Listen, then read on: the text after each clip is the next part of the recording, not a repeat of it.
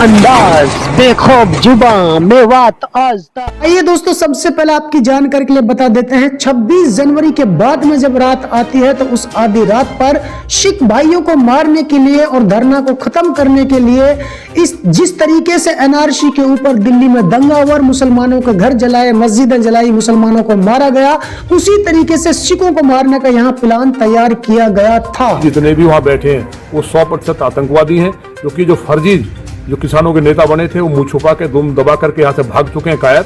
आज उनको जरूरत है कि पुलिस उनको शूट करे। अगर वो नहीं भागते 24 घंटे के अंदर तो सरकार के सामने अगर कोई ऐसी दिक्कत है तो मेरी विधानसभा और एनसीआर के लोग एकदम तैयार हैं और हमारे समाज के लोग भी एकदम पूरी तरह तैयार हैं कि इनको जूते मार के खदेड़ने का काम करें देश के। उसके बाद एक बीजेपी विधायक, एक बीजेपी नेता एक शर्मनाक बयान देता है जिससे पूरी तरीके से किसान भाइयों के अंदर दहशत फैल गई थी और उनके जो गुंडे थे उनके हौसले बुलंद हो रहे थे। वो लगातार ऐसे नारे दे रहा था जिसे देखकर आप भी हैरत में रह जाएंगे। क्या बात है, बर्बाद करना चाहते हैं, नहीं होगा। ये देश का किसान, ये 5 लाख ट्रैक्टर मेरी जिम्मेदारी है, इस किसान की मेरी जिम्मेदारी है। इस किसान को बर्बाद नहीं होने दूंगा देश के। आज अचानक क्या हुआ? आज अचानक वापसी होगा। लाखों की संख्या में जनता वहां धरना स्थल पर पहुंच गई, जहां से पुलिस जो है दुम दबा के इधर उधर भागने लगी।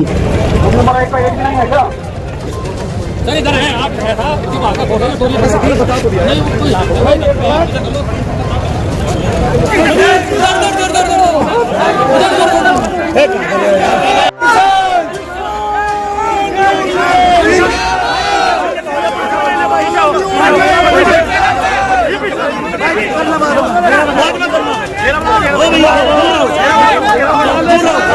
नारा लगाते हैं, दिल्ली के गद्दारों को गोली मारो सालों को, दिल्ली के गद्दारों को गोली मारो सालों को।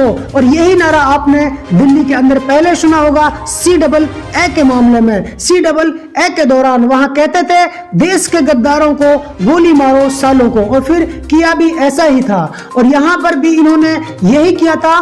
पुलिस प्रशासन की मिली भगत लगती है, क्योंकि पुलिस प्रशासन किसी भी शख्स को वहां जाना नहीं दे रही थी, लेकिन जैसे ही ये बंदे वहां आते हैं तो पुलिस इनको नहीं रोकती है और ये सीधे धरना स्थल पर जाते हैं और जबरदस्त तरीके से पत्थरबाजी और तोड़फोड़ शुरू कर देते हैं।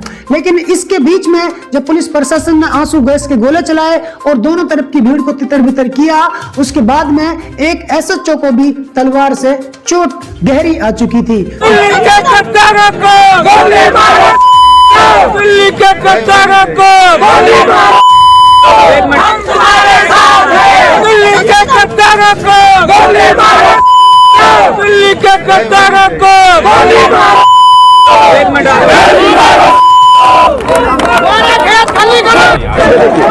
ये पत्थरबाजी अभी यहाँ तक हो रही है और सबसे बड़ा सवाल ये है कि यहाँ ये स्थिति उत्पन्न कैसे हो गई। पत्थरबाजी चल रही है इस वक्त और आप देखेंगे ये जो वॉशिंग मशीन है ये तोड़ दी गई है किसानों की, और इसके अलावा जो कुछ तंबू है वो भी उखाड़े गए हैं।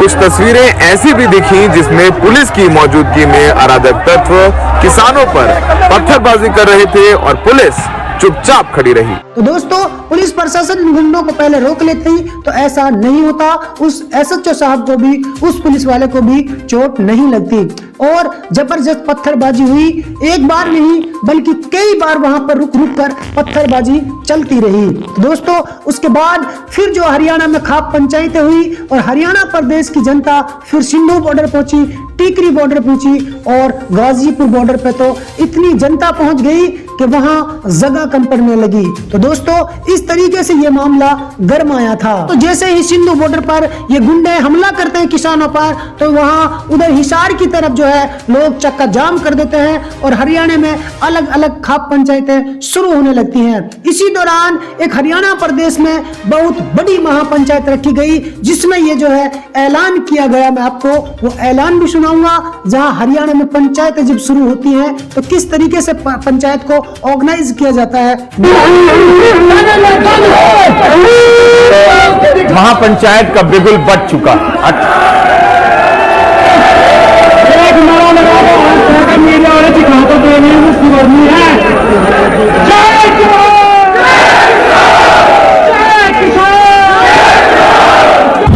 किसानों को तो यही संदेश दिया गया अपना वहां से गाजीपुर बॉर्डर का वो भी करो, राजनीति का भी अपना ठीक हो करो। हमारे तो भूल हुई इस भाजपा को इतना समर्थन देने की।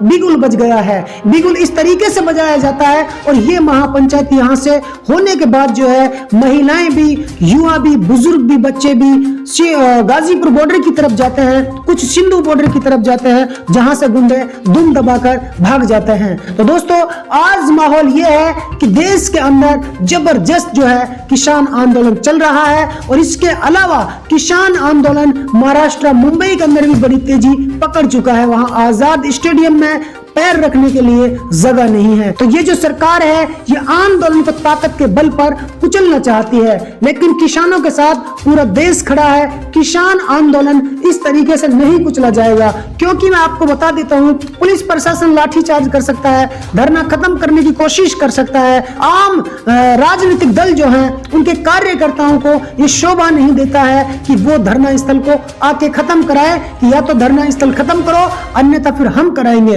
ये एक गुंडागर्दी, एक जबरदस्ती वाली बात है जो कि गैर संवैधानिक है। ये संविधान के खिलाफ है। धरना देना किसानों का राइट है। लाखों की भीड़ इकट्ठी है और वहां 3 स्टेटों के नाम से जबरदस्त नारे दिए जा रहे हैं, यानी हरियाणा, पंजाब और यूपी के नाम से वहां किसान मिलजुल कर एक साथ नारा दे रहे हैं, नारा बुलंद कर रहे हैं।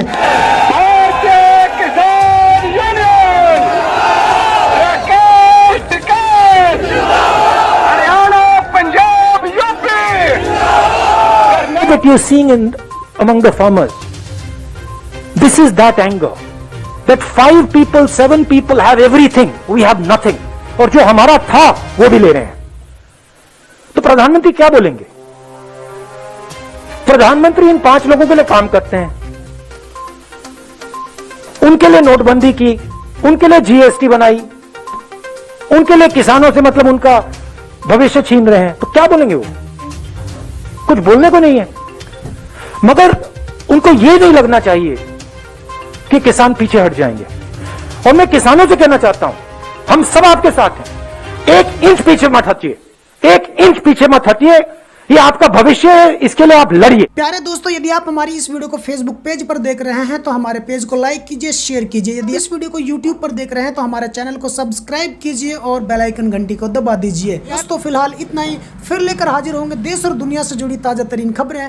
तब तक आप बने रहिए सिर्फ और सिर्फ मेवात आज तक के साथ।